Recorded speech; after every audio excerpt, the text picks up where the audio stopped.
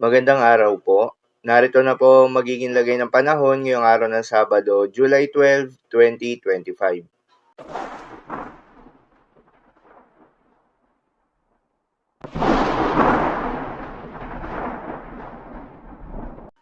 Sa kasalukuyan na tayo sa pag-asa, patuloy na nakakaapekto itong southwest monsoon o hanging habagat sa buong bahagi ng ating bansa.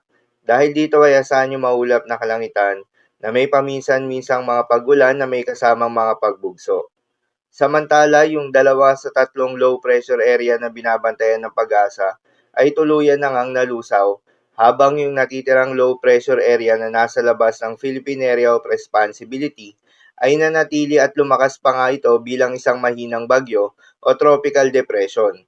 Ulitong namataan sa layong 1,940 kilometers east-northeast ng extreme northern Luzon. Taglay ang lakas ng hangin na umaabot sa 55 kilometers per hour malapit sa gitna at pagbugso na umaabot sa 70 kilometers per hour. Kumikilos ito ng mabagal pa east-northeast. Ang nasabing low pressure area ay hindi naman inaasahan na papasok ng Philippine Area of Responsibility at walang direktang epekto sa anumang bahagi ng ating bansa. Paalala lamang po na ang mga nasabing forecast ay posible pa ring magbago, kaya naman patuloy lamang magantabay sa mga update nating ilalabas at ng pag-asa. Para naman sa magiging lagay ng panahon ngayong araw ng Sabado, dahil nga sa epekto nitong southwest monsoon, asahan sa Western Visayas, Negros Island Region, Zambales, Bataan, Palawan at Occidental Mindoro ang occasional rain o yung posible ang makulimlim na panahon maghapon na may kasama na moderate to heavy na mga pag-ulan. Posible ang mga pagbaha o pagguho ng lupa due to moderate to heavy rains.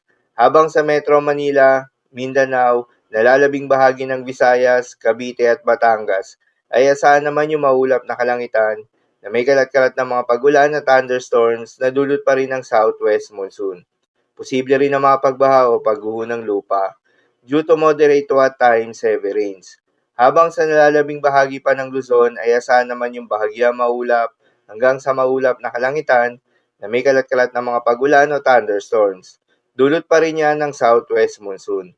Posible rin ang mga pagbaha o pagguho ng lupa during severe thunderstorms. At para naman sa magiging lagay ng mga dagat baybayin, ayon sa pag-asa ay wala tayong nakataas na gale warning sa anumang seaboards ng ating bansa, ngunit pinag-iingat yung mga papalaot ng mga kababayan nating mangingisda at yung may mga maliliit na sasakyang pandagat sa may seaboards ng extreme northern Luzon at seaboard sa bahagi ng West Philippine Sea. Dahil inaasahan yung katamtaman hanggang sa maalon na karagatan, habang sa nalalabing seaboards ng ating bansa ay asahan naman yung banayad hanggang sa katamtaman ng mga pag-alon, ngunit iba yung pag-iingat pa rin, lalo na kung meron tayong offshore thunderstorms activity, asahan yung paglakas ng hangin at kaakibat nito ay pagtaas rin ng mga pag-alon. So, yun lamang po para sa lagay ng panahon ngayong araw ng Sabado. Keep safe everyone.